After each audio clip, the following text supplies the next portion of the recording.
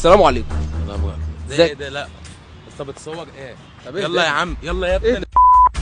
اهدى بس، اهدى بس. طب اسمعني، اسمعني بس. يا طب عم لا اسمعني. يلا ما تصورنيش. اقفل. انت مالك لا بس؟ لا لا اقفل، اقفل يا دي يا ابن اقفل. طب اهدى بس، اهدى. لا لا لا ما تصورنيش. طب صلي على يلا يا النبي. عم. طب انا ممكن يلا أقفل؟ يا عم. لا لا. طب انا يلا ممكن. يلا. يا عم اسمعني. طب اقفل. لا يلا. فلوس هتكسب. لا لا لا. انت هتكسب مش- معاك. لا انت هتكسب فلوس والله إيه؟ العظيم. لا لا لا. احنا برنامج مسابقات، هنسالك يا سؤالين. عم سيبني انا، فيا اللي مكفيني بالله عليك سيبني. طب انا ممكن اعرف مالك؟ لا لا لا انا سايب الشغل بتاعه وكنت باخد 8000 جنيه ومراتي عايزه تسيبني، بتقول لي انا عايزه اتطلق. لا لا لا بعد اذنك ما تصورش. طيب ماشي. لا اهدى. لا لا لا بعد كل مشكله وليها حل. ما طب حل انا جاي لك إيه؟ انا اهو. مشكلتي ملهاش حل، انا مشكلتي انا سبت الشغل.